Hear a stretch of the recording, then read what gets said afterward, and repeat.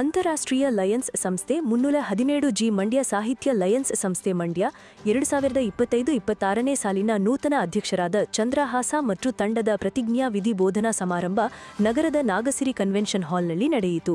ಸಮಾರಂಭವನ್ನು ಮಾಜಿ ಜಿಲ್ಲಾ ರಾಜ್ಯಪಾಲರು ಹಾಗೂ ಜಿಲ್ಲಾ ಸಂಪುಟ ಸಲಹೆಗಾರರಾದ ಲಯನ್ ಕೆ ದೇವೇಗೌಡ ದೀಪ ಬೆಳಗುವುದರ ಮೂಲಕ ಉದ್ಘಾಟಿಸಿದರು.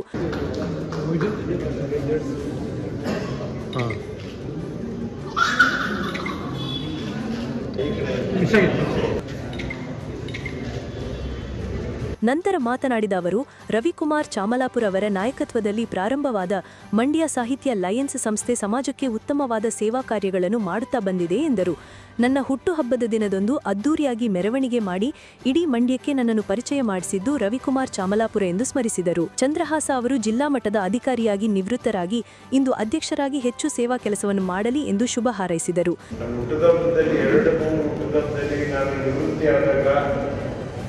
ಈ ಮಂಡ್ಯ ಜಿಲ್ಲೆಗೆ ಅದ್ದೂರಿಯಾದಂಥ ಒಂದು ಮೆರವಣಿಗೆ ಮುಖಾಂತರ ಪರಿಚಯಿಸಿದಂಥ ದೊಡ್ಡ ಮನುಷ್ಯ.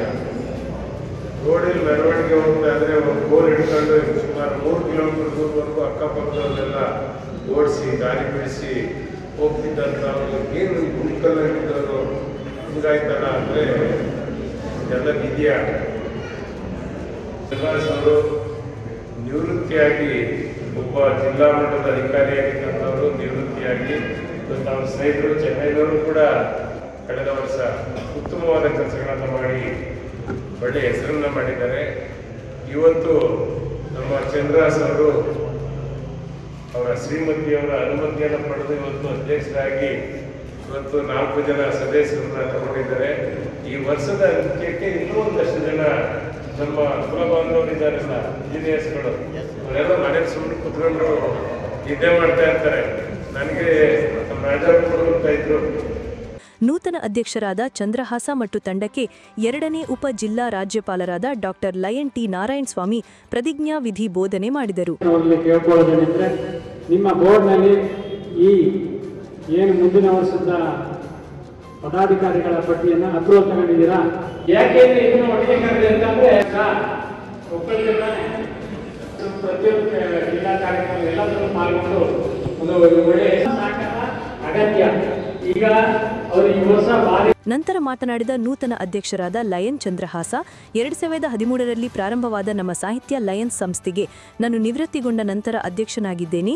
ನನ್ನ ಅಧ್ಯಕ್ಷತೆಯಲ್ಲಿ ಎಲ್ಲ ಪೂರ್ವಿಕರ ಜಯಂತಿ, ಸೇವಾ ಕಾರ್ಯಗಳು, ರಕ್ತದಾನ ಶಿಬಿರಗಳು, ಕಣ್ಣಿನ ತಪಾಸಣೆ ಶಿಬಿರ, ಪೌರ ಕಾರ್ಮಿಕರಿಗೆ ಸನ್ಮಾನ ಕಾರ್ಯಕ್ರಮ, ಕುವೆಂಪು ಅವರ ಜಯಂತಿ ದಿನದಂದು ಸಾಧಕರಿಗೆ ಸನ್ಮಾನ, ಇಂಜಿನಿಯರ್, ಡಾಕ್ಟರ್, ಶಿಕ್ಷಕರ ದಿನಾಚರಣೆ, ಮಾತೆ ಸಾವಿತ್ರಿಬಾಯಿ ಪುಲೆ ಜಯಂತಿ ದಿನದಂದು ಮಹಿಳಾ ಶಿಕ್ಷಕರನ್ನು ಗೌರವಿಸುವ ಕಾರ್ಯಕ್ರಮಗಳನ್ನು ನಮ್ಮ ಸಂಸ್ಥೆಯ ಎಲ್ಲ ಪದಾಧಿಕಾರಿಗಳ ಜೊತೆಗೂಡಿ ಮಾಡುತ್ತೇನೆ ಎಂದರು. ನನಗೆ ಸೇವೆ ಮಾಡೋದು ಗೌಡ್ರು ಹೇಳಿದಾಗೆ ಯಾವತ್ತೂ ನಾನು ಬಿಡುಬಿದ್ದ ಹಾಗೆ ಕೆಲಸ ಮಾಡಿದ್ದೆ. ನಾನು ಕಿರಿಯ ಇಂಜಿನಿಯರಿಂದ ಮುಖ್ಯ ಇಂಜಿನಿಯರ್ ಹುದ್ದೆವರೆಗೂ ಹೋಗಿದ್ದೀನಿ ಅಂದರೆ ನನ್ನ ಕಾರ್ಯಕ್ಷಮತೆ. ಮಂಡ್ಯದಲ್ಲಿ 3 ವರ್ಷ ಎಕ್ಸಿಕ್ಯೂಟಿವ್ ಆಗಿ ಜಿಲ್ಲಾ ಪಂಚಾಯತ್ ಕೆಲಸ ಮಾಡಿದ್ದೀನಿ. ರಾಮನಗರದಲ್ಲಿ 3 ವರ್ಷ. 2 ಜಿಲ್ಲೆಗಳು ಹೇಗಿದೆ ಅನ್ನೋ ತಮಗೆ ಗೊತ್ತು. ಹಾಗಾಗಿ ಲಯನ್ ಸಂಸ್ಥೆಯಲ್ಲೂ ಕೂಡ ಎಲ್ಲ ಪೂರ್ವಿಕರ ಜಯಂತಿಗಳಾಗಲಿ, ಸೇವಾ ಕಾರ್ಯಗಳಾಗಲಿ, ರಕ್ತದಾನ ಶಿಬಿರಗಳು, ಹೈ ಕ್ಯಾಂಪ್, ಇನ್ನೂ ಮುಂತಾದ ಪೌರ ಕಾರ್ಯಕ್ರಮವನ್ನು ಸನ್ಮಾನ ಮಾಡುವಂಥದ್ದು, ಕುವೆಂಪು ಅವರ ಜಯಂತಿ ದಿನ ಸಾಧಕರಿಗೆ ಸನ್ಮಾನ ಮಾಡಬೇಕು ಅಂತ, ಇಂಜಿನಿಯರ್, ಡಾಕ್ಟರ್ಸ್ ಮತ್ತು ಶಿಕ್ಷಕರ ದಿನಾಚರಣೆ, ಮಾತೆ ಸಾವಿತ್ರಿಬಾಯಿ ಪುಲೆ ದಿನ ಮಹಿಳಾ ಶಿಕ್ಷಕರನ್ನು ಗೌರವಿಸಬೇಕು ಅನ್ನುವಂಥ ಎಲ್ಲ ಕಾರ್ಯಕ್ರಮವನ್ನು ಮಾಡಬೇಕು ಅಂತ ಮನದಲ್ಲಿದೆ. ನನ್ನೆಲ್ಲ ತಂಡದ ಜೊತೆ ಚರ್ಚೆ ಮಾಡಿ ಕೆಲಸವನ್ನು ಮಾಡ್ತೀನಿ. ಮತ್ತು ತಮ್ಮ ಆಸೆ ಏನಿದೆ, ನಮ್ಮ ಜಿಲ್ಲೆಯಲ್ಲಿ ಸಾಹಿತ್ಯ ಲಯನ್ಸ್ ಕ್ಲಬ್ಬನ್ನು ಭಾಳ ಉತ್ತುಂಗದಲ್ಲಿ ನಾವು ಕೆಲಸಗಳನ್ನು ಮಾಡ್ತೀವಿ, ನಾವೆಲ್ಲ ತಂಡ ಸೇರ್ಕೊಂಡು ಅಂತ ಹೇಳಿ. ಇದೇ ಸಂದರ್ಭದಲ್ಲಿ ನೂತನ ಸದಸ್ಯರಿಗೆ ಎಡಿಸಿಎಸ್ ಪಿಎಸ್ಟಿ ಫೋರಂನ ಲಯನ್ ಎನ್ ಜಯರಾಮು ಪ್ರತಿಜ್ಞಾ ವಿಧಿ ಬೋಧನೆ ಮಾಡಿದರು. ಎಲ್ಲ ಒಂಥರ ಏನೋ ಒಂದು ರೀತಿ ಒಂದು ಕುಟುಂಬದಲ್ಲಿ ಒಂದು ನೂತನ ಜೀವಿಯ ಆಗಮನ ಹೇಗಾಗುತ್ತೋ, ಅದು ಎಷ್ಟು ಸಂಭ್ರಮ ಇರುತ್ತೋ ಹಾಗೆ ಪ್ರತಿ ಸಂಸ್ಥೆಗಳಿಗೂ ಹೊಸ ಹೊಸ ಸದಸ್ಯರನ್ನು ಸೇರಿಸ್ಕೊಳ್ಳೋದು ಅಂದರೆ ಭಾಳ ಸಂತೋಷ ಪಡುವಂಥ ಸಂಸ್ಥೆಯ ನೂತನ ಸದಸ್ಯರಾಗಲು ಮನಪೂರ್ವಕ ಆಶೀರ್ವಾದ. ನಂತರ ಗಣ್ಯರು ಪ್ರಸಿದ್ಧ ದಂತವೈದ್ಯರಾದ ಡಾಕ್ಟರ್ ಎಚ್.ಜೆ. ಚಂದ್ರಶೇಖರ್ ಅವರಿಗೆ ಸನ್ಮಾನಿಸಿ ಗೌರವಿಸಿದರು. ಚಂದ್ರಶೇಖರ್ ಅವರು ಎಂ ಹೊಸಳ್ಳಿ ದುದ್ದ ಹೋಬಳಿ ಅಭಿನವ ಭಾರತದಲ್ಲಿ ಮಾಧ್ಯಮ ನಿಕಟಪೂರ್ವ ಅಧ್ಯಕ್ಷರಾದ lion Sujatha Krishna, lion B Harsha, lion Revanna, lion Siddegowda ನೂತನ ಅಧ್ಯಕ್ಷರಿಗೆ ಶುಭ ನುಡಿಗಳನ್ನಾಡಿದರು. ಈ ಸಮಾರಂಭ ನಡೀತಾರೆ ನೋಡ್ತಾ ಇದ್ವಿ. ಆ ಸಂಸ್ಥೆಯಲ್ಲಿ ಇರುವಂಥವರು ಸಂಸ್ಕೃತಿ ಗೊತ್ತಿರುವಂಥ ಅವರ ಮಾತಾಡ್ಬೋದು, ರೀತಿ ಅವ್ರ ಕಾರ್ಯಕ್ರಮ ನಡೆಸ್ತಾ ಇರುವಂಥಲ್ಲಿ. ಸೊ ಹಾಗೆ ಈ ಒಂದು ಸಂಸ್ಥೆಯ ಒಂದು ಈ ವರ್ಷದ ನೂತನ ಅಧ್ಯಕ್ಷರಾಗಿರುವಂಥ ಚಂದ್ರಹಾಸ ಸರ್ ಅವರು ರಾಜ್ಯದಲ್ಲಿ ವಿವಿಧ ಕಡೆ ಒಂದು ಸಾಮಾಜಿಕ ಸೇವೆಯನ್ನು ಮಾಡಿ ಈ ಒಂದು ಸಂಸ್ಥೆಗೆ ಬಂದಿದ್ದಾರೆ. ಅವರು ಸೇವೆ ಮತ್ತು ಲೀಡರ್ಶಿಪ್ ಕ್ವಾಲಿಟಿ ಬೆಳೆಸೋದಂಥದ್ದು ಅಂತ ಹೇಳ್ತಿದ್ದಾರೆ. ನಾವು ಹೇಳ್ತಾ ಬಂದಿದ್ದೀವಿ. ಹಾಗೆಯೇ ಅದನ್ನು ಮಾಡ್ತಾನೂ ಇದ್ದೀವಿ. ನಮ್ಮ ಮುಖದಲ್ಲಿ ಸಂತೋಷ, ಒಂದು ನಗು, ನೆಮ್ಮದಿ ಕಾಣಬೇಕು ಅಂತಂದರೆ ನಾವು ಸೇವೆ ಮಾಡಿದ್ರೆ ನಮ್ಮ ಮನಸ್ಸಿಗೆ ತೃಪ್ತಿ ಸಿಗುವಂಥದ್ದು. ಏನು ಮಂಡ್ಯ ಸಾಹಿತ್ಯ ಲಯನ್ ಸಂಸ್ಥೆ ಹೇಗೆ ಹುಟ್ಟಿತು, ಈಗ 2013ರಿಂದ 2025ರವರೆಗೆ ಯಾರ ಒಂದು ನೇತೃತ್ವದಲ್ಲಿ ಸಂಸ್ಥೆ, ಈಗ ಏನು ಚಾಮಲಾಪುರ ರವಿ ಬಗ್ಗೆ ಈಗಾಗಲೇ ಎಲ್ಲರೂ ಹೆಚ್ಚಿಗೆ ಮಾಹಿತಿಯನ್ನು ಕೊಟ್ಟಿದ್ದಾರೆ. ಅವರ ಒಂದು ನೇತೃತ್ವದಲ್ಲಿ ಈ ಸಂಸ್ಥೆ ಪ್ರಾರಂಭ ಆಗಿ ಅವರು ನಮ್ಮ ಸ್ನೇಹಿತನಾಗಿ, ನಮ್ಮ ಒಡನಾಡಿಯಾಗಿ ಇವು ಕೆಲಸ ಮಾಡಿಕೊಂಡು ಈ ಸಂಸ್ಥೆ ಜೊತೆ ನಾನು ಕೂಡ ಒಬ್ಬ ಸದಸ್ಯನಾಗಿ ಪ್ರತಿ ಸಾರಿನೂ ಕೂಡ ಇವ್ರ ಜೊತೆ ಸೇರಿ ಕೆಲಸ ಮಾಡ್ಕೊಂಡು ಬರ್ತಿದ್ವಿ. ಲಯನ್ ಸಂಸ್ಥೆ ನನಗೆ ಮೊದಲನೇ ಜವಾಬ್ದಾರಿಯನ್ನು ಕಲಿಸಿದ್ದಾರೆ. ಹೆಸರೇ ಹೇಳ್ದಂಗೆ ನಾನು ಸಿದ್ದೇಗೌಡ ಸರ್ ಹೇಳ್ದಂಗೆ ಆ ಕಾರ್ಯಕ್ರಮ ನಡೆಸೋದು ಮತ್ತು ಇದು ಆ ಮಾತುಗಳಲ್ಲೇ ಗೊತ್ತಾಗುತ್ತೆ ಎಷ್ಟು ಸಾಹಿತ್ಯದಲ್ಲಿ ಕೂಡಿದ್ದು ಈ ಕಾರ್ಯಕ್ರಮ ಎಷ್ಟು ಸುಂದರವಾಗಿತ್ತು ಅಂದ್ಬಿಟ್ಟು.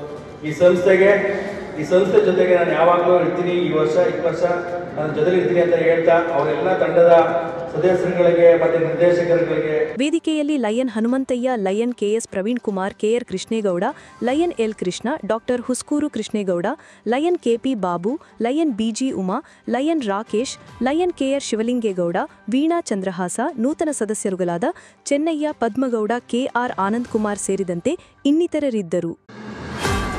ಕಾಂಗ್ರೆಸ್ ಸರ್ಕಾರದ ನೀತಿಗಳಿಂದ ರಾಜ್ಯದ ಅಭಿವೃದ್ಧಿಗೆ ಹಿನ್ನಡೆಯಾಗಲಿದೆ ಎಂದು ಸ್ವಾತಂತ್ರ್ಯ ತನಿಖಾ ಸಂಸ್ಥೆ ಸಿಎಜಿ ವರದಿ ಮಾಡಿದೆ. ರಾಜ್ಯದ ಆರ್ಥಿಕತೆಯನ್ನು ಕಾಂಗ್ರೆಸ್ 20 ವರ್ಷಗಳ ಹಿಂದಕ್ಕೆ ಕೊಂಡೊಯ್ಯಲಿದೆ ಎಂದು ಬಿಜೆಪಿ ರಾಜ್ಯ ವಕ್ತಾರ ಎಂಜಿ ಮಹೇಶ್ ಆತಂಕ ವ್ಯಕ್ತಪಡಿಸಿದರು. ರಾಜ್ಯದಲ್ಲಿ ಗ್ಯಾರಂಟಿಗಳ ಕಾರಣದಿಂದಾಗಿ ರಾಜ್ಯದ ಆರ್ಥಿಕ ವ್ಯವಸ್ಥೆ 16% ರಿಂದ 11% ಇಳಿದಿದೆ. ಕಳೆದ 2 ವರ್ಷಗಳಲ್ಲಿ ಕಾಂಗ್ರೆಸ್ ಸರ್ಕಾರ ಯಾವ ಪುರುಷಾರ್ಥಕ್ಕಾಗಿ 2 ಲಕ್ಷ ಕೋಟಿ ರು ಸಾಲ ಮಾಡಿದೆ ಎಂದು ಸುದ್ದಿಗೋಷ್ಠಿಯಲ್ಲಿ ಪ್ರಶ್ನಿಸಿದರು. ಬಸವರಾಜ ಬೊಮ್ಮಾಯಿಯವರ ಸರ್ಕಾರದ ಅವಧಿಯಲ್ಲಿ ರಾಜ್ಯಕ್ಕೆ 1 ಟ್ರಿಲಿಯನ್ ಆರ್ಥಿಕತೆ ಬೆಳವಣಿಗೆ ಉದ್ದೇಶ ಹೊಂದಲಾಗಿತ್ತು. ಕಾಂಗ್ರೆಸ್ನ ಗ್ಯಾರಂಟಿಗಳಿಂದಾಗಿ ರಾಜ್ಯದ ಜಿಡಿಪಿ ಕುಸಿಯುತ್ತಿದೆ. ಸಾಲ ಮಾಡಿಯಾದರೂ ತುಪ್ಪ ತಿನ್ನು ಎಂಬಂತೆ ಕಾಂಗ್ರೆಸ್ ಸರ್ಕಾರ ರಾಜ್ಯವನ್ನು ಅಂಧಪತನಕ್ಕೆ ದೂಡುತ್ತಿದೆ ಎಂದು ಆರೋಪಿಸಿದರು. ನಿನ್ನೆ ಈ ದೇಶದ ಸಿಎಜಿ ಕರ್ನಾಟಕದ ರಾಜ್ಯ ಸರ್ಕಾರದ ಏನೆಲ್ಲ ನೀತಿ ನಿರೂಪಣೆಯಿಂದ ರಾಜ್ಯ ಒಂದು ರೀತಿ ಹಿನ್ನಡೆ ಆಗ್ತಿದೆ ಅಂತಕ್ಕಂಥ ಸಿಎಜಿ ರಿಪೋರ್ಟ್ನಲ್ಲಿ ಬಹಳ ಸ್ಪಷ್ಟವಾಗಿ ಉಲ್ಲೇಖ ಮಾಡಿದೆ. ಕಾಂಪ್ಟ್ರೋಲ್ ಆಡಿಟರ್ ಜನರಲ್ ಅವರು ಏನು ಕರ್ನಾಟಕ ಯಾವ ಹಾದಿಯಲ್ಲಿ ಹೋಗಬೇಕಾಗಿದೆ ಆ ಹಾದಿಯಲ್ಲಿ ಹೋಗ್ತಾ ಇಲ್ಲ, ಅನಾವಶ್ಯಕ ಗ್ಯಾರಂಟಿ ಅನ್ನೋ ಒಂದು ಇದನ್ನೇ ನಾನ್ ಪ್ಲ್ಯಾನಿಂಗ್ ಹೋಗ್ಬಿಟ್ಟು ಕರ್ನಾಟಕ ಹಿನ್ನಡೆ ಆಗ್ತಾ ಇರೋವಂಥದ್ದು ಬೆಳವಣಿಗೆ ಅಂತೇಳಿ. ತಮಗೆಲ್ಲ ತಿಳಿದಂಗೆ ಕರ್ನಾಟಕ ಈ ದೇಶದ ಅತ್ಯಂತ ಒಂದು ಸದೃಢವಾದಂಥ ಆರ್ಥಿಕ ಶಕ್ತಿಯನ್ನಿರ್ತಕ್ಕಂಥ ಒಂದು ರಾಜ್ಯ. ಈ ರಾಜ್ಯದ ನಮ್ಮ ಸರ್ಕಾರದ ಅವಧಿ ಒಳಗಡೆ ಸನ್ಮಾನ್ಯ ಬೊಮ್ಮಾಯಿಯವರದಲ್ಲಿ 1 ಟ್ರಿಲಿಯನ್ ಎಕಾನಮಿಯ ರಾಜ್ಯವನ್ನಾಗಿ ಮಾಡಬೇಕು ಅಂತೇಳಿ ನಾವು ನೀಲಿ ನಕ್ಷೆಯನ್ನು ಮಾಡಿದ್ವಿ. ಆದರೆ ಈ ಸರ್ಕಾರ ರಾಜ್ಯದ ಅಭಿವೃದ್ಧಿಗೆ ಏನು ಬಂಡವಾಳ ಹಾಕಬೇಕಾಗಿತ್ತು ಆ ಬಂಡವಾಳನೇ ಕ್ಯಾಪಿಟಲ್ ಇನ್ವೆಸ್ಟ್ಮೆಂಟನ್ನೇ ಏನು 16% ತೆಗೆದು 11% ತಂದಿರ್ತಕ್ಕಂಥದ್ದು. ಒಂದು ರಾಜ್ಯ ಬಂಡವಾಳ ಇಲ್ಲದೆ ಹೇಗೆ ಅಭಿವೃದ್ಧಿ ಆಗುತ್ತೆ? ನಮಗೆಲ್ಲ ಗೊತ್ತಿದೆ, ಕೆಪೆಕ್ಸ್ ವ್ಯಾಲ್ಯೂ ಅಂತ ಕರೀತಾರೆ. ಆ ಕೆಪೆಕ್ಸ್ ವ್ಯಾಲ್ಯೂ ಅಂತಂದರೆ ಈಗ ನಾವೇನಾದ್ರು ಬಂಡವಾಳ ಹಾಕಿದ್ರೆ 7 ವರ್ಷ ಆದ ನಂತರ ಅದು ಡಬ್ಬಲ್ ಆಗುತ್ತೆ. ಇವತ್ತು ಕರ್ನಾಟಕ ರಾಜ್ಯದ ಆರ್ಥಿಕ ಸ್ಥಿತಿ ಎಷ್ಟು ಅಧೋಗತಿಗೆ ಇಳಿದಿದೆ ಅಂದರೆ ಈ ಸಿಎಜಿ ವರದಿ ಮುಖಾಂತರ ನಮಗೆ ಬಹಿರಂಗ ಆಗುತ್ತೆ, ತಿಳಿಯುತ್ತೆ. ಇಷ್ಟು ಸದೃಢವಾದಂಥ ಆರ್ಥಿಕ ಶಕ್ತಿ ಇರ್ತಕ್ಕಂಥ ರಾಜ್ಯವನ್ನು ಮತ್ತೆ 20 ವರ್ಷಕ್ಕೆ ಹಿಂದುಗಡೆ ತೆಗೆದುಕೊಂಡು ಹೋಗುವಂಥ ಕೆಲಸವನ್ನು ಈ ಕಾಂಗ್ರೆಸ್ ಸರ್ಕಾರ ಮಾಡಿರುವಂಥದ್ದು ಈ ವರದಿಯಲ್ಲಿ ಸ್ಪಷ್ಟ ಕಾಣುತ್ತೆ. ಕರ್ನಾಟಕದ ಒಟ್ಟು ಸಾಲ ಇವತ್ತು 8,40,000 ಕೋಟಿ ರೂಪಾಯಿ. ಕಳೆದ 2 ವರ್ಷಗಳಲ್ಲೇ 2 ಲಕ್ಷ ಕೋಟಿ ಸಾಲ ಮಾಡಿದ್ದಾರೆ. ನಮ್ಮನ್ನು ನಿನ್ನೆ ಪ್ರಿಯಾಂಕಾ ಖರ್ಗೆ ಅವರು ಮೋದಿಯವರನ್ನು ಪ್ರಶ್ನೆ ಮಾಡಿದ್ದಾರೆ, ನೀವು 10 ವರ್ಷದಲ್ಲಿ 130 ಲಕ್ಷ ಕೋಟಿ ರೂಪಾಯಿ ಸಾಲ ಮಾಡಿಲ್ವಾ ಅಂತೇಳಿ. ಹೌದು, ನಾವು ಸಾಲ ಮಾಡಿದ್ದೀವಿ. ನಾವು ಸಾಲ ಮಾಡಿರ್ತಕ್ಕಂಥದ್ದು 130 ಲಕ್ಷ ಕೋಟಿ ರೂಪಾಯಿಯನ್ನು ನಮ್ಮ ದೇಶದ ಇನ್ಫ್ರಾಸ್ಟ್ರಕ್ಚರ್ ಅಭಿವೃದ್ಧಿಗೆ ಗತಶಕ್ತಿ ಅನ್ನುವಂಥ ಯೋಜನೆ ಮುಖಾಂತರ ಇಡೀ ದೇಶದ ಸರ್ವಾಂಗೀಣ ವಿಕಾಸಕ್ಕೆ ನಾವು ಅದನ್ನು ಬಳಸ್ತಾ ಇರೋವಂಥದ್ದು ಮಾಡಿದ್ದೀವಿ. ಯಾವ 10ನೇ ಸ್ಥಾನದಲ್ಲಿದ್ದಂಥ ನಮ್ಮ ಭಾರತದ ಆರ್ಥಿಕ ಶಕ್ತಿ ಇವತ್ತು 4ನೇ ಸ್ಥಾನಕ್ಕೆ ಬಂದಿದೆ. 10ನೇ ಸ್ಥಾನದಲ್ಲಿದ್ವಿ ನಾವು ಆರ್ಥಿಕವಾಗಿ. ಏನು 1.25 ಟ್ರಿಲಿಯನ್ ಎಕಾನಮಿಯ ರಾಷ್ಟ್ರವಾಗಿದ್ದಂಥದ್ದು ಇವತ್ತು 4.25 ಟ್ರಿಲಿಯನ್ ಎಕಾನಮಿ ಆಗಿದೆ. ಮೊನ್ನೆ ನಡೆದಂಥ ಸ್ವಾತಂತ್ರ್ಯ ದಿನಾಚರಣೆದ ಕೆಂಪುಕೋಟೆ ಮೇಲಿಂದ ಆದರಣೀಯ ಪ್ರಧಾನಿಯವರು ಮಾತನಾಡ್ತಾ 10 ಟ್ರಿಲಿಯನ್ ಎಕಾನಮಿಯ ರಾಷ್ಟ್ರವನ್ನಾಗಿ ಮಾಡೋ ದಿಸೆ ಒಳಗಡೆ ನಮ್ಮದು ಮತ್ತು ನಮ್ಮ ದೇಶ ಅಭಿವೃದ್ಧಿ ಹೊಂದಂಥ ರಾಷ್ಟ್ರ, ಡೆವಲಪ್ಡ್ ಕಂಟ್ರಿ ಆಗಬೇಕು ಅಂತಕ್ಕಂಥ ಆ ನೀಲಿ ನಕ್ಷೆಯನ್ನು ಕೂಡ ನಾವು ಮಾಡಿದ್ದೀವಿ. ಇಲ್ಲಿ ನಾನು ಹೇಳಕ್ಕೆ ಬಂದಂಥದ್ದು, ಕರ್ನಾಟಕದ ಒಳಗಡೆ ಚಾರ್ವಾಕ ಒಬ್ಬ ಹೇಳ್ತಾನೆ, ಸಾಲ ಮಾಡಾದರೂ ತುಪ್ಪ ತಿನ್ನು ಅಂತೇಳಿ. ಅದೇ ಕೆಲಸ ಕರ್ನಾಟಕದ ಈ ಕಾಂಗ್ರೆಸ್ ಸರ್ಕಾರ ಮಾಡಿರೋವಂಥದ್ದು. ಗೋಷ್ಠಿಯಲ್ಲಿ ಬಿಜೆಪಿ ಜಿಲ್ಲಾಧ್ಯಕ್ಷ ಇಂದ್ರೇಶ್, ಪ್ರಧಾನ ಕಾರ್ಯದರ್ಶಿ ವಿವೇಕ್, ಜಿಲ್ಲಾ ವಕ್ತಾರ ಸಿಟಿ ಮಂಜುನಾಥ್, ಮಾಧ್ಯಮ ವಕ್ತಾರ ನಾಗಾನಂದ್, ಚಂದ್ರು ಇದ್ದರು. ಶ್ರೀಮತಿ ಸುಜಾತಾ ಕೃಷ್ಣ ಅವರ ಜರ್ಮನಿ ಜರ್ನಿ ಕೃತಿ ಬಿಡುಗಡೆ ಸಮಾರಂಭ ಮಂಡ್ಯ ನಗರದಲ್ಲಿರುವ ಡ್ಯಾಫೋಡಿಲ್ಸ್ ಇಂಟರ್ನ್ಯಾಷನಲ್ ಪಬ್ಲಿಕ್ ಸ್ಕೂಲ್ ಆವರಣದಲ್ಲಿ ನಡೆಯಿತು. ಕಾರ್ಯಕ್ರಮವನ್ನು ವೈದ್ಯರು ಹಾಗೂ ಪ್ರಸಿದ್ಧ ಸಾಹಿತಿಗಳಾದ ಡಾಕ್ಟರ್ ಪ್ರದೀಪ್ ಕುಮಾರ್ ಹೆಬ್ರಿ ದೀಪ ಬೆಳಗುವುದರ ಮೂಲಕ ಉದ್ಘಾಟಿಸಿದರು.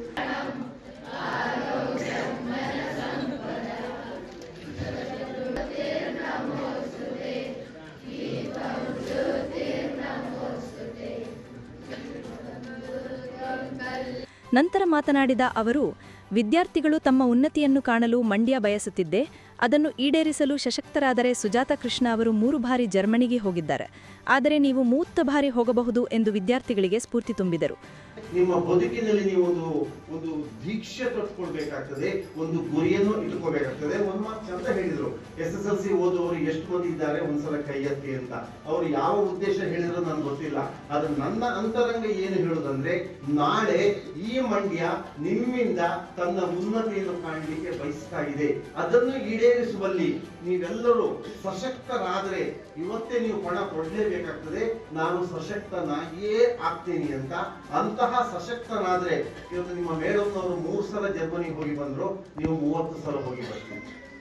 30 ಸಲ ಹೋದಾಗ ಯಾರಾದ್ರೂ ಸ್ವಲ್ಪ ಆಸಕ್ತಿ ತೋರಿಸಿದ್ರೆ, ಮೇಡಮ್ ಅವರು 3 ಸಲ ಹೋದಾಗ 1 ಪುಸ್ತಕ ಬಂದ್ರು, ನೀವು 30 ಸಲ ಹೋದಾಗ 300 ಪುಸ್ತಕ ಬರಲಿಕ್ಕೆ ಸಾಧ್ಯವಾಗ್ತದೆ. ನಿಮ್ಮ ಸುತ್ತಲಿನವರಿಗೆ ನಮ್ಮ ಇಡೀ ಪ್ರಪಂಚವನ್ನು ಪರಿಚಯ ಮಾಡಿಕೊಳ್ಳಲಿಕ್ಕೆ ಸಾಧ್ಯವಾಗುತ್ತೆ. ವಾಗ್ಮಿ, ಲೇಖಕ, ಚಿಂತಕ ಮತ್ತು ವಿವೇಕವಂಶಿ ಫೌಂಡೇಶನ್ನ ಸಂಸ್ಥಾಪಕರಾದ ನಿತ್ಯಾನಂದ SB ಅವರು ಜರ್ಮನಿ ಜರ್ನಿ ಕೃತಿಯನ್ನು ಬಿಡುಗಡೆಗೊಳಿಸಿದರು. ನಂತರ ಕೃತಿಯ ಕುರಿತು ಮಾತನಾಡಿದ ಅವರು, ಜರ್ಮನಿಯ ಜರ್ನಿಯೇ ಈ ಪುಸ್ತಕದ ಜೀವಾಳ. ಸುಜಾತಾ ಕೃಷ್ಣ ಅವರು 3 ಬಾರಿ ಜರ್ಮನಿಗೆ ಪ್ರವಾಸ ಮಾಡಿ ಆ ದೇಶದ ಸಂಸ್ಕೃತಿ, ಭಾವನೆಗಳು, ಮಾಹಿತಿಗಳು ಹೀಗೆ ಎಲ್ಲವನ್ನೂ ಕಲೆ ಹಾಕಿ ಕೃತಿ ರಚನೆ ಮಾಡಿದ್ದಾರೆ ಎಂದರು. ಜರ್ಮನಿಯ ಜರ್ನಿಯೇ ಈ ಪುಸ್ತಕದ ಕಥಾವಸ್ತು, ಜೀವಾಳ. ಏನ್ ಈ ಪುಸ್ತಕದಲ್ಲಿ ಏನಿದೆ ಅಂತ ಕೇಳಿದ್ರೆ, ಒಂದೇ ಇನ್ನಲ್ಲಿ ಹೇಳಿ ಸರ್ ಅಂದ್ರೆ, ಜರ್ಮನಿ ಜರ್ನಿ ಹೆಸರೇ ಇದರಲ್ಲಿ ಏನಿದೆ ಅಂತ ಹೇಳ್ಬಿಡುತ್ತೆ. ಜರ್ಮನಿಯ ಪ್ರವಾಸ. ಯಾರು ಜರ್ಮನಿ ಪ್ರವಾಸ ಮಾಡಿದ್ದು? ಸುಜಾತಾ ಮೇಡಮ್. 1 ಸಲ ಅಲ್ಲ, 3 ಸಲ ಇವರು ಜರ್ಮನಿಗೆ ಹೋಗಿ ಬಂದಿದ್ದಾರೆ. ಮೊದಲನೇ 2 ಸಲ ಹೋಗಿ ಬಂದಾಗ ಕೇವಲ ಪ್ರಯಾಣಿಕರಾಗಿ ಹೋಗಿ ಬಂದ್ರು. ಮೊದಲನೇ ಸಲ ಪ್ರಯಾಣಿಕರಾಗಿ ಹೋಗಿ ಬಂದ್ರು, 2ನೇ ಸಲನೂ ಪ್ರಯಾಣಿಕರಾಗಿ ಹೋಗಿ ಬಂದ್ರು. ಆದ್ರೆ ಹಾಗೆ ಹೋಗಿ ಬಂದ ವಿಷಯಗಳನ್ನ, ಸಂಗ್ರಹ ಆದಂತ ವಿಷಯಗಳನ್ನ ಇನ್ನೊಬ್ಬರಿಗೆ ಹೇಳಬೇಕು ಅಂತಕ್ಕಂಥ ಹಂಬಲದೊಂದಿಗೆ 3ನೇ ಸಲ ಪ್ರವಾಸಕ್ಕೆ ಹೋದಾಗ ಈ ಪುಸ್ತಕವನ್ನು ಅವರು ಬರೆದಿದ್ದಾರೆ. ತಾವೇನು ಕಂಡ್ರು, ಏನ್ ನೋಡಿದ್ರು, ಅವ್ರ ಮನಸ್ಸಿಗೆ ಏನ್ ಅನ್ನಿಸ್ತೋ, ಆ ದೇಶದ ಕುರಿತಂತೆ ಭಾವನೆಗಳು, ಮಾಹಿತಿಗಳು ಎಲ್ಲವನ್ನೂ ಕಲೆ ಹಾಕಿ ನಿಮ್ ಕೈ ಕೊಟ್ಟಿದ್ದಾರೆ. ನಮ್ಗೇನಪ್ಪ ಅದೃಷ್ಟ ಅಂತ ಹೇಳಿದ್ರೆ, ಅವ್ರು ಖರ್ಚು ಮಾಡ್ಕೊಂಡು ನೋಡ್ಕೊಂಡ್ಬಂದ್ರು ಜರ್ಮನಿನ. ನಾವು ₹1 ಖರ್ಚಿಗೆ ನೋಡ್ಕೊಂಡ್ಬರ್ತೀವಿ. ಜರ್ಮನಿ ಜರ್ನಿ ಕೃತಿ ಲೇಖಕಿ ಹಾಗೂ VLN ಎಜುಕೇಷನ್ ಟ್ರಸ್ಟ್ನ ಕಾರ್ಯದರ್ಶಿಗಳಾದ ಸುಜಾತಾ ಕೃಷ್ಣ ಅವರು ತಮ್ಮ ಪುಸ್ತಕದ ಕುರಿತು ಹಂಚಿಕೊಂಡರು. ಬರಿಬೇಕಾದ್ರೆ ನನ್ನ ಮನಸ್ಸಿನಲ್ಲಿ ತುಂಬಾ ಗೊಂದಲಗಳಿತ್ತು. ಅಂದ್ರೆ ಗೊಂದಲ ಅಂತ ಹೇಳಿದ್ರೆ, ನಾನು ಭಾರತೀಯಳು ಅನ್ನೋ ಹೆಮ್ಮೆ ನನಗೆ ತುಂಬಾ ಇದೆ. ನಮ್ಮ ಸಂಸ್ಕೃತಿ, ನಮ್ಮ ಪರಂಪರೆ, ನಮ್ಮ ಏನು ವೇದ, ಉಪನಿಷತ್ತು, ಭಗವದ್ಗೀತೆ, ರಾಮಾಯಣ, ನಮ್ಮ ಒಂದು ಏನು ಸಹಿಷ್ಣುತೆ, ಧರ್ಮ ಸಹಿಷ್ಣುತೆ ಇಂಥದ್ರ ಬಗ್ಗೆ ಎಲ್ಲ ನಾನು ಓದುತ್ತಾ ಬೆಳೆದಿರೋಳು, ಅದನ್ನೇ ಮೈಗೂಡಿಸ್ಕೊಂಡಿರೋಳು. ಹಾಗಾಗಿ ನಾನು ಸುಮ್ಮನೆ ಸಾರಾಸಾಟಾಗಿ ಒಂದು ದೇಶಕ್ಕೆ ಹೋಗ್ಬಿಟ್ಟು ಆ ದೇಶವನ್ನು ಕುರಿತು ಹೊಗಳಿ ಬರಿತೀನಿ ಅಂತ ಹೇಳಿದಾಗ ನನಗೆ ಅದು ಒಂದು ರೀತಿ ಒಪ್ಪದೇ ಇರುವಂಥದ್ದು. ಆದ್ರೂ ಎಲ್ಲೇ ಒಳ್ಳೆಯದಿದ್ರು ನಿತ್ಯಾನಂದ ಸರ್ ಹೇಳಿದ್ದಾರೆ, ವಿವೇಕಾನಂದರು ಹೇಳಿದಂತಹ ಮಾತು, ಜಗತ್ತಿನ ಯಾವ ಮೂಲೆಯಿಂದ ಒಳ್ಳೆಯದೇನೇ ಬಂದರೂ ನಾವು ಸ್ವೀಕಾರ ಮಾಡಬೇಕು. ಹಾಗೆ ತೆರೆದ ಮನಸ್ಸಿನಿಂದ, ನಾನು ತೆರೆದ ಕಣ್ಣುಗಳಿಂದ ಅಲ್ಲಿಯ ಒಳ್ಳೆಯದನ್ನ ನಾನು ಏನು ಕಂಡಿದ್ದೇನೆ ಅದನ್ನು ನಾನು ದಾಖಲು ಮಾಡಬೇಕು. ಮತ್ತೆ ಅದನ್ನ ನಾನು ಇಲ್ಲಿ ಆಗಸ್ಟ್ 22ರಂದು ನಡೆಯಲಿರುವ ಪ್ರಥಮ ಅಂತಾರಾಜ್ಯ ಕನ್ನಡ ಸಾಹಿತ್ಯ ಸಮ್ಮೇಳನದ ಅಧ್ಯಕ್ಷತೆ ವಹಿಸಲಿರುವ ಖ್ಯಾತ ಸಾಹಿತಿ ಡಾಕ್ಟರ್ ಪ್ರದೀಪ್ ಕುಮಾರ್ ಹೆಬ್ರಿ ಅವರನ್ನು ಸನ್ಮಾನಿಸಲಾಯಿತು. ಕಾರ್ಯಕ್ರಮದಲ್ಲಿ ಶ್ರೀಪಾದು, ಮದನ್ ಲಾಲ್, ದೀಪ್ತಿ ಕೃಷ್ಣ, ಮಾಧುರ್ಯ ಅರ್ಜುನ್, ನಯನಾ ಸಿಎನ್ ಸೇರಿದಂತೆ ಪೋಷಕರು, ವಿದ್ಯಾರ್ಥಿಗಳು ಹಾಗೂ ಶಾಲೆಯ ಶಿಕ್ಷಕ ವೃಂದ ಇದ್ದರು. ಜಿಲ್ಲಾಡಳಿತ, ಜಿಲ್ಲಾ ಪಂಚಾಯತ್, ಮೈಸೂರು ಮಹಾನಗರ ಪಾಲಿಕೆ ಹಾಗೂ ಹಿಂದುಳಿದ ವರ್ಗಗಳ ಕಲ್ಯಾಣ ಇಲಾಖೆ ವತಿಯಿಂದ ಶೋಷಿತರ ಅಭಿವೃದ್ಧಿ ಹರಿಕಾರ, ನೊಂದವರ ನಂದಾದೀಪ, ಧೀಮಂತ ನಾಯಕ, ಮಾಜಿ ಮುಖ್ಯಮಂತ್ರಿಗಳಾದ ಡಿ. ದೇವರಾಜ ಅರಸು ಅವರ 110ನೇ ಜನ್ಮದಿನಾಚರಣೆಯ ಕಾರ್ಯಕ್ರಮ ಕರ್ನಾಟಕ ಕಲಾಮಂದಿರದಲ್ಲಿ ನಡೆಯಿತು. ಜಿಲ್ಲಾಧಿಕಾರಿಗಳಾದ ಜಿ. ಲಕ್ಷ್ಮೀಕಾಂತ್ ರೆಡ್ಡಿಯವರು ಮಾಜಿ ಮುಖ್ಯಮಂತ್ರಿಗಳಾದ ಡಿ. ದೇವರಾಜ ಅರಸು ಅವರ 110ನೇ ಜನ್ಮದಿನಾಚರಣೆಯ ಕಾರ್ಯಕ್ರಮವನ್ನು ಉದ್ಘಾಟನೆ ಮಾಡಿದರು.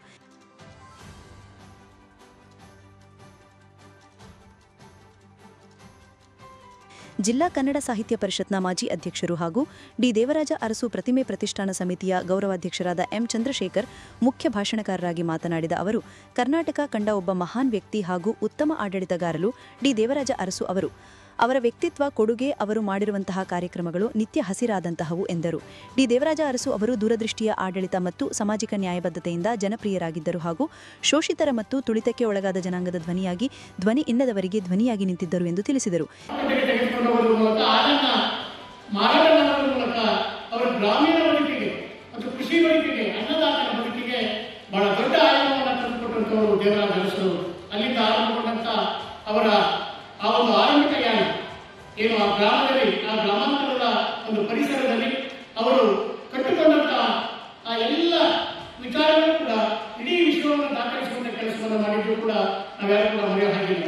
ಅದರಲ್ಲೂ ಆರಂಭದವರು ಏನು ಕಲ್ಯಾಣಿಯಲ್ಲಿ ಹುಣಸೂರಿನಲ್ಲಿ ತಮ್ಮ ಪ್ರಾಥಮಿಕ ವಿದ್ಯಾಭ್ಯಾಸವನ್ನು ಮಾಡಿ ಬೆಂಗಳೂರು ಸೆಂಟ್ರಲ್ ಕಾಲೇಜಿನಲ್ಲಿ ಅವರು ವಿಜ್ಞಾನ ಪದವಿಯನ್ನು ಪಡೆದು, ಅನಂತರ ಮತ್ತೆ ವಿಜ್ಞಾನ ಪದವಿಯನ್ನು ಪಡೆದು ಅವರು ಉದ್ಯೋಗಕ್ಕೆ ಹೋಗುವಂತ ಎಲ್ಲ ಅವಕಾಶಗಳಿದ್ರೂ ಕೂಡ ಅವರು ಯಾವುದೇ ಉದ್ಯೋಗವನ್ನು ನಡೆಸದೆ ಮತ್ತೆ ತಮ್ಮ ಗ್ರಾಮಕ್ಕೆ ಬಂದು, ಕಲ್ಯಾಣಿಗೆ ಬಂದು ಅಲ್ಲೇ ತಮ್ಮ ಕೃಷಿ ಬದುಕನ್ನ ಕಟ್ಟಿಕೊಂಡಂತವರು ಡಿ. ದೇವರಾಜ ಅರಸರು. ಅಲ್ಲಿಂದಲೇ ತಮ್ಮ ಸಾರ್ವಜನಿಕ ಜೀವನವನ್ನು ಕೂಡ ಆರಂಭ ಮಾಡಿದಂಥವರು. ಆ ಊರಿಗೆ ತಮ್ಮದೇ ಆದ ಒಂದು ಅಸ್ತಿತ್ವವನ್ನ ತಮ್ಮ ಪೂರ್ವಿಕರಿಂದ ಇರಿಸಿಕೊಂಡು ಬಂದಂಥವರು ಡಿ. ದೇವರಾಜ ಅರಸರು. ಅದರಲ್ಲೂ ಕೂಡ ಮೊದಲೇ ಸಾರ್ವಜನಿಕ ಸೇವೆಗೆ ಅವರು ಆರಂಭ ಮಾಡಿದ್ದು ಅಲ್ಲಿಯ ಗ್ರಾಮ ಪಂಚಾಯಿತಿಯ ಅಧ್ಯಕ್ಷರಾಗಿ ಅವರ ಮನೆಯನ್ನೇ ಒಂದು ನ್ಯಾಯಮಂಡಪವನ್ನಾಗಿಟ್ಟುಕೊಂಡು, ನ್ಯಾಯಪೀಠವನ್ನಾಗಿರಿಸಿಕೊಂಡು ಸ್ಥಳೀಯರ ಏನೇ ಸಮಸ್ಯೆಗಳಿದ್ದರೂ ಕೂಡ ಅದನ್ನು ಬಗೆಹರಿಸುವಂತ ದಿಕ್ಕಿನಲ್ಲಿ ಅವರು ಅಲ್ಲಿಂದಲೇ ಅವರ ಮನೆಯಿಂದಲೇ ಅವರು ಆರಂಭ ಮಾಡಿದಂಥವರು. ಈ ಸಂದರ್ಭದಲ್ಲಿ ಎಸ್ಎಸ್ಎಲ್ಸಿ ಅಲ್ಲಿ ದ್ವಿತೀಯ ಪಿಯುಸಿಯಲ್ಲಿ ಹೆಚ್ಚು ಅಂಕ ಪಡೆದ ವಿದ್ಯಾರ್ಥಿಗಳಿಗೆ ಹಾಗೂ ಕ್ರೀಡಾ ಕ್ಷೇತ್ರದಲ್ಲಿ ಸಾಧನೆ ಮಾಡಿದ ವಿದ್ಯಾರ್ಥಿಗಳಿಗೆ ಪ್ರಶಸ್ತಿ ಪ್ರದಾನ ಮಾಡಲಾಯಿತು. ಕಾರ್ಯಕ್ರಮದಲ್ಲಿ ಜಿಲ್ಲಾ ಪಂಚಾಯತ್ನ ಮುಖ್ಯ ಕಾರ್ಯನಿರ್ವಹಣಾಧಿಕಾರಿಗಳಾದ ಎಸ್. ಯುಕೇಶ್ ಕುಮಾರ್, ಹಿಂದುಳಿದ ವರ್ಗಗಳ ಕಲ್ಯಾಣ ಇಲಾಖೆಯ ಜಿಲ್ಲಾಧಿಕಾರಿಗಳಾದ ರಾಘವೇಂದ್ರ, ಪರಿಶಿಷ್ಟ ವರ್ಗಗಳ ಕಲ್ಯಾಣಾಧಿಕಾರಿಗಳಾದ ಶಿವಕುಮಾರ್, ಮೈಸೂರು ಮಹಾನಗರ ಪಾಲಿಕೆಯ ಉಪ ಆಯುಕ್ತರಾದ ಸೋಮಶೇಖರ್ ಹಾಗೂ ಜಿಲ್ಲಾ ಮಟ್ಟದ ಕಲ್ಯಾಣಾಧಿಕಾರಿಗಳು, ತಾಲೂಕು ಮಟ್ಟದ ಹಿಂದುಳಿದ ವರ್ಗಗಳ ಅಧಿಕಾರಿಗಳು ಸೇರಿದಂತೆ ಮತ್ತಿತರರು ಉಪಸ್ಥಿತರಿದ್ದರು. ಮಹಾರಾಷ್ಟ್ರ, ತೆಲಂಗಾಣ, ಗೋವಾ, ಆಂಧ್ರ ರಾಜ್ಯ ಹಾಗೂ ಕರ್ನಾಟಕ ರಾಜ್ಯದ ಚಿಕ್ಕಮಗಳೂರು ಜಿಲ್ಲಾ ಕನ್ನಡ ಸಾಹಿತ್ಯ ಪರಿಷತ್ತಿನ ಸಹಯೋಗದಲ್ಲಿ ಆಂಧ್ರದ ಮಂತ್ರಾಲಯದ ರಾಘವೇಂದ್ರ ಮಠದ ಆವರಣದಲ್ಲಿ ನಡೆಯುತ್ತಿರುವ ಪ್ರಥಮ ಅಂತಾರಾಜ್ಯ ಕನ್ನಡ ಸಾಹಿತ್ಯ ಸಮ್ಮೇಳನದ ಅಧ್ಯಕ್ಷರಾಗಿ ಆಯ್ಕೆಯಾಗಿರುವ ಡಾ. ಪ್ರದೀಪ್ ಕುಮಾರ್ ಹೆಬ್ರಿ ಅವರನ್ನು ಪ್ರತಿಭಾಂಜಲಿ ಸುಗಮ ಸಂಗೀತ ಅಕಾಡೆಮಿ ವತಿಯಿಂದ ಗೀತ ಅಭಿನಂದನೆ ಸಮಾರಂಭ ನಡೆಯಿತು. ಅಭಿನಂದನೆ ಸ್ವೀಕರಿಸಿ ಮಾತನಾಡಿದ ಡಾ. ಪ್ರದೀಪ್ ಕುಮಾರ್ ಹೆಬ್ರಿ, ಗೀತೆಗಳನ್ನು ಹಾಡಿದ ನಂತರ ಆ ಗೀತೆಗಳ ಬಗ್ಗೆ ಕೇಳಿದ ಶ್ರೋತೃಗಳು ವ್ಯಾಖ್ಯಾನ ಮಾಡಿ ಗೀತೆಗಳ ಬಗ್ಗೆ ತಮ್ಮ ಅಭಿಪ್ರಾಯದ ಮೂಲಕ ವಿಭಿನ್ನ ದೃಷ್ಟಿ ಕಾಣಬಹುದಾಗಿದೆ ಎಂದು ಅಭಿಪ್ರಾಯಪಟ್ಟರಲ್ಲದೆ, ಪ್ರತಿಯೊಬ್ಬರೂ ತಮಗೆ ಇಷ್ಟವಾಗುವ ವೃತ್ತಿ ಪ್ರವೃತ್ತಿಗಳಲ್ಲಿ ಶ್ರದ್ಧೆಯಿಂದ ಸಾಧನೆ ಮಾಡಬೇಕೆಂದರು. ನನಗೆ ತುಂಬ ಖುಷಿ ಕೊಡುವ ವಿಷಯ ಏನಂದರೆ, ನೀವೆಲ್ಲ ಸಂಗೀತಕ್ಕೋಸ್ಕರ ನಿಮ್ಮ ಒಂದಷ್ಟು ಗಂಟೆಗಳನ್ನು ಮೀಸಲಾಗುತ್ತಾ ಇದ್ದೀರಿ. ಇದು ಕೇವಲ ಸಂಗೀತ ಕಲಿಕೆಗೆ ಮಾತ್ರ ಮೀಸಲಾಗಿದೆ. ಮುಂದಿನ ಜನಾಂಗಕ್ಕೆ ನಾವು ಸಂಗೀತವನ್ನು ಪರಿಚಯ ಮಾಡಿಕೊಳ್ಳುವಲ್ಲಿ ನಮ್ಮಿಂದ ಏನೆಲ್ಲ ಮಾಡಲಿಕ್ಕೆ ಸಾಧ್ಯವಾಗುತ್ತೆ ಆ ನಿಟ್ಟಿನಲ್ಲಿ ಯೋಚನೆ ಮಾಡಿದರೆ ಸುಮಾರು 8-9 ಶತಮಾನಗಳಿಂದ ನಿರಂತರವಾಗಿ ನಮ್ಮ ಕನ್ನಡ ಭಾಷೆಯಲ್ಲಿ ಮುಂದುವರ್ಕೊಂಡು ಬರ್ತಾ ಇರುವಂತಹ ಸಂಗೀತವನ್ನು ನಾವು ಮುಂದಿನ ತಲೆಮಾರಿಗೆ ತೆಗೆದುಕೊಳ್ಳಲಿಕ್ಕೆ ಸಾಧ್ಯವಾಗುತ್ತೆ. ಎಲ್ಲರೂ ನಾನು ವಿನಂತಿ ಮಾಡಿಕೊಳ್ಳುವ ಒಂದೇ, ಕೇವಲ ಕಾರ್ಯಕ್ರಮಗಳಿಗೆ ಮಾತ್ರ ನಿಮ್ಮ ಆಸಕ್ತಿಯನ್ನು ಮೀಸಲಾಗಿಡಬೇಡಿ.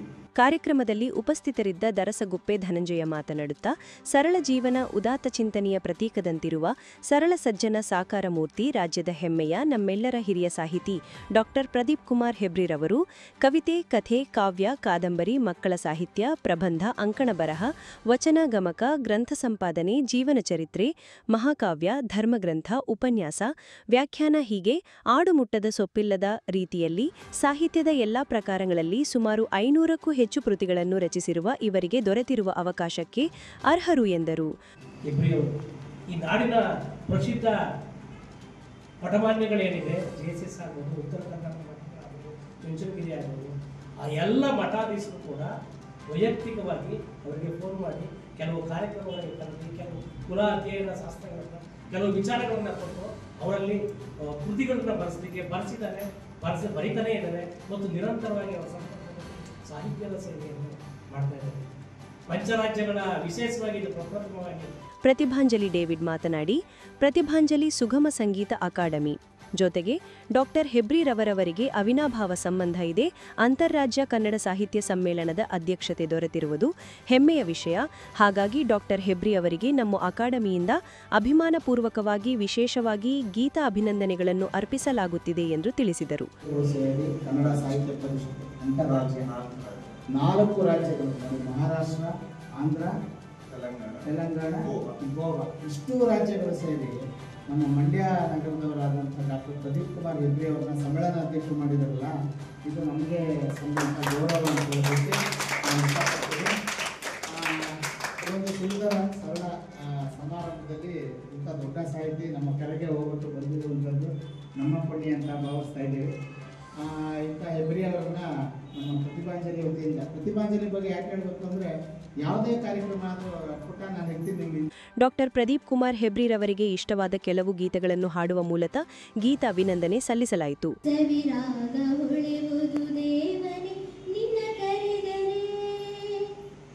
ಕಾರ್ಯಕ್ರಮದಲ್ಲಿ ಪ್ರತಿಭಾಂಜಲಿ ಸುಗಮ ಸಂಗೀತ ಅಕಾಡೆಮಿಯ ಸಂತೋಷ್, ಧನಂಜಯ, ಅಮೃತ, ವಿಶ್ವಾಸ್, ಐಶ್ವರ್ಯ, ಹಂಸ, ಶಶಿಕಲಾ, ಸರಿತಾ, ಭಾರತಿ, ಕರಣವೀರ್ ಹಾಗೂ ಇತರರು ಉಪಸ್ಥಿತರಿದ್ದರು. ಹಲಗೂರು ಸಮೀಪ ಮಾರಗೌಡನಹಳ್ಳಿ ಸರ್ಕಾರಿ ಪ್ರೌಢಶಾಲೆಗೆ ಕೊಡುಗೆ ನೀಡಿದ ದಾನಿಗಳಿಗೆ ಅಭಿನಂದನಾ ಸಮಾರಂಭ ಶಾಲಾ ಆವರಣದಲ್ಲಿ ನಡೆಯಿತು. ಕಾರ್ಯಕ್ರಮವನ್ನು ಮಂಡ್ಯ ಜಿಲ್ಲಾಧಿಕಾರಿ ಡಾ ಕುಮಾರ್ ಉದ್ಘಾಟಿಸಿದರು.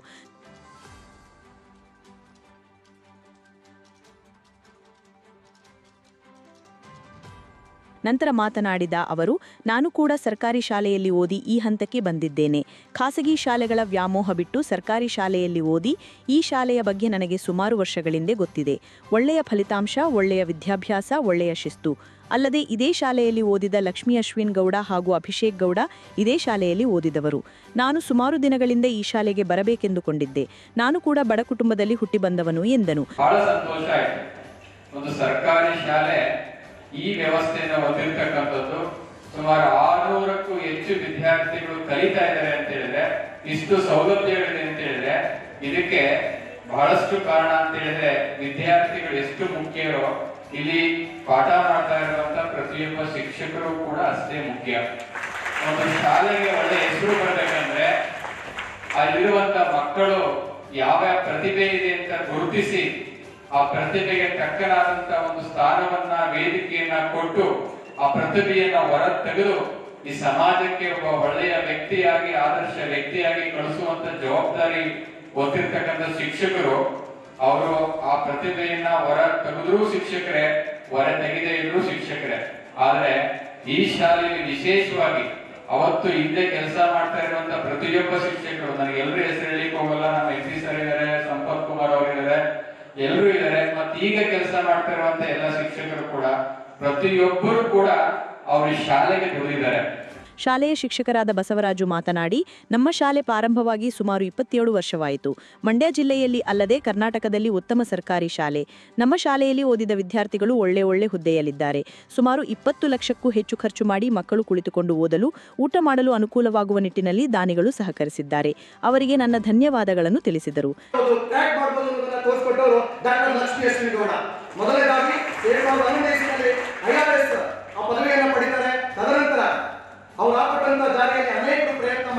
ಅದರಲ್ಲಿ ಸಕ್ಸಸ್ ಆದವರು ನಮ್ಮ ನಿಮ್ಮೆಲ್ಲರ ಪ್ರೀತಿ ಪಾತ್ರ ಅಭಿಷೇಕ್ ಗೌಡ ಅವರು 2020ರಲ್ಲಿ ಆಲ್ ಇಂಡಿಯಾ ರ್ಯಾಂಕಿಂಗ್ 278 ಗಳಿಸಿ ಪ್ರಸ್ತುತವಾಗಿ ಅವರ ಪಕ್ಕದ ಆಂಧ್ರ ಪ್ರದೇಶದಲ್ಲಿ ಅವರು IAS ಆಫೀಸರ್ ಆಗಿ ಕೆಲಸ ಮಾಡ್ತಾ ಇದ್ದಾರೆ.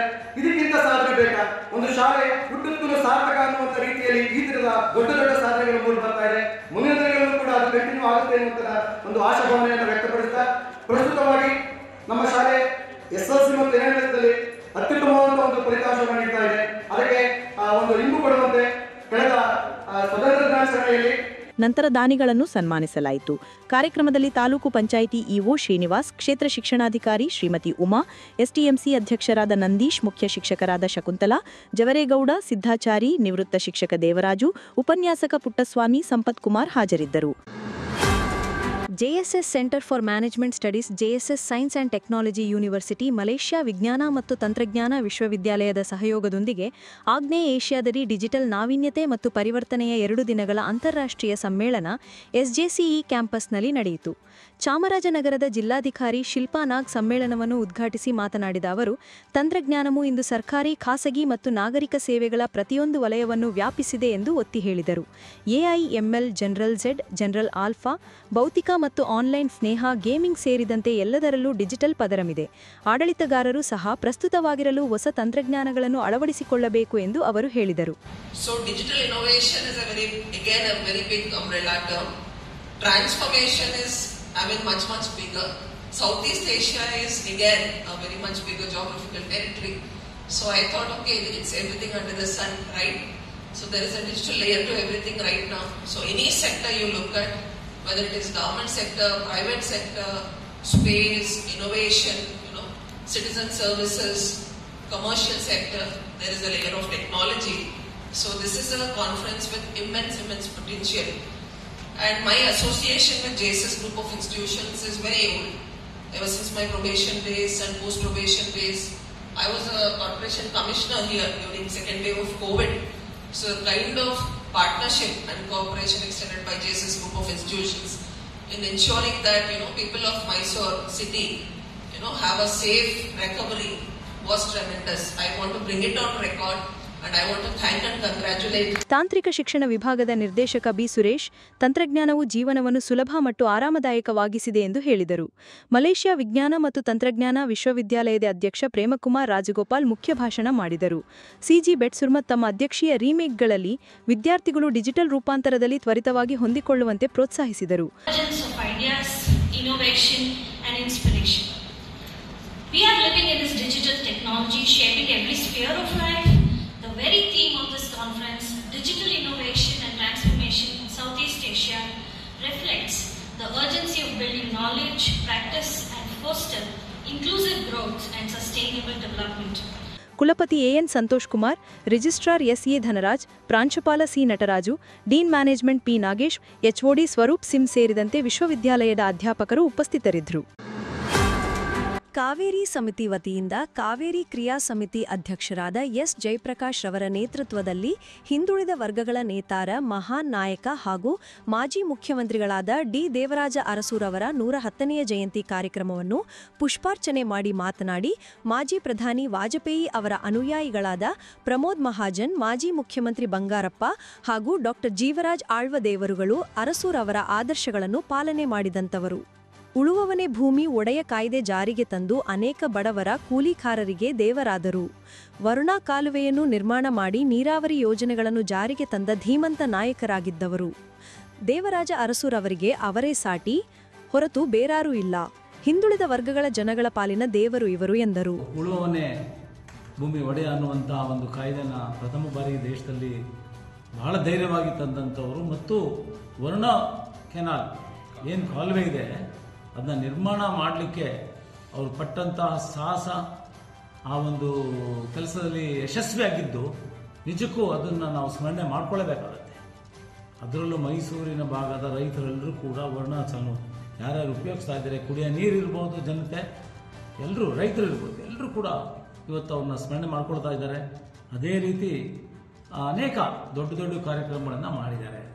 ಬಟ್ ಹೋಲಿಕೆ ಮಾಡ್ಕೊಳ್ಳೋಕ್ಕಾಗದೇ ಇದ್ದರೂ ದೇವರಾಜ ಅರಸುರವರ ಒಂದು ಆದರ್ಶಗಳೇನಿತ್ತು ಅದನ್ನು ಈ ದೇಶದಲ್ಲಾಗಲಿ ಈ ರಾಜ್ಯದಲ್ಲಿ ಪಾಲನೆ ಮಾಡಿದಂಥವರು ನನಗೆ ರಾಜಕೀಯ ಜ್ಞಾನ ಮಟ್ಟದಲ್ಲಿ ನಾನು ಹೇಳೋದಾದರೆ ನಮ್ಮ ವಾಜಪೇಯಿಯವರ ಶಿಷ್ಯ ಅನುಯಾಯಿ ಆಗಿದ್ದಂತಹ ಪ್ರಮೋದ್ ಮಹಾಜನ್, ಬಂಗಾರಪ್ಪರವರು ಮತ್ತು ಡಾಕ್ಟರ್ ಜೀವರಾಜ್ ಆಳ್ವಾರ್ ಅವರು ಏನು ದೇವರಾಜ ಅರಸರವರು ಮಾಡ್ತಿದ್ದಂಥ ಕೆಲಸಗಳು, ಗುರಿ ಮತ್ತು ಅವರು ಇಟ್ಕೊಂಡಂತಹ ಮುಂದಾಲೋಚನೆಗಳಿಗೆ ಸ್ಪಂದಿಸ್ತಾ ಇದ್ದಂಥವ್ರು ಮತ್ತು ಪಾಲನೆ ಮಾಡಿದಂಥವ್ರು, ಮಾಡಲಿಕ್ಕೆ ಪ್ರಯತ್ನ ಮಾಡಿದಂಥವ್ರು ಈ 3 ಜನ ಅಗ್ರಗಣ್ಯರು ಅಂತ ಹೇಳಿದ್ರೆ ತಪ್ಪಾಗಲಾರದು. ಮುಂದಿನ ಪೀಳಿಗೆಯಲ್ಲಿ ಎಲ್ಲರೂ ಕೂಡ ದೇವರಾಜ ಅರಸು ಮಾಡಿದಂತಹ ಒಂದು ಕಾರ್ಯಗಳನ್ನು ಸ್ಮರಣೆ ಮಾಡಿಕೊಂಡು ಅವರ ಒಂದು ಆದರ್ಶಗಳನ್ನು ನಾನು ಸೇರಿದಾಗೆ ಎಲ್ಲರೂ ಕೂಡ ಪಾಲನೆ ಮಾಡಿದ್ರೆ ನಾವು ಅವ್ರನ್ನ ಸ್ಮರಣೆ ಮಾಡ್ಕೊಂಡಿದ್ದಕ್ಕೆ ಮತ್ತು ಅವರು ಮಾಡಿದಂಥ ಒಂದು ಸಾಧನೆಗೆ ನಾವು ಕೊಟ್ಟಂತಹ ಒಂದು ನ್ಯಾಯ ಅಂತೇಳಿ ನಾನು ಆದರೂ ಭಾವಿಸ್ತೇನೆ ಈ ಸಂದರ್ಭದಲ್ಲಿ. ಸೊ ಹಾಗಾಗಿ ಕಾವೇರಿ ಕ್ರಿಯಾ ಸಮಿತಿಯ ಎಲ್ಲ ಪದಾಧಿಕಾರಿಗಳು ಸೇರಿ ಇವತ್ತು ಸರಳವಾಗಿ ದೇವರಾಜ ಅರಸರವರ 110ನೇ ಒಂದು ಜನ್ಮದ ದಿನಾಚರಣೆಯನ್ನು, ಜಯಂತಿಯನ್ನು ಆಚರಿಸಿದ್ದೀವಿ. ಕಾರ್ಯಕ್ರಮದಲ್ಲಿ ತೇಜೇಶ್, ಲೋಕೇಶ್ ಗೌಡ, ನೇಹಾ, ಸಿಂಧುವರ್ಣಿ ಶಿವಕುಮಾರ್, ಹನುಮಂತಯ್ಯ, ರಘು, ಅರಸ್, ಕುಮಾರ್, ರವೀಶ್, ಚಂದ್ರು, ಪ್ರಜ್ವಲ್, ಪ್ರಭಾಕರ್, ಹಮೀದ್, ಸುಫಿಯಾ, ರಿಹಾನ್ ಸೇರಿದಂತೆ ಇನ್ನೂ ಇತರರು ಉಪಸ್ಥಿತರಿದ್ದರು.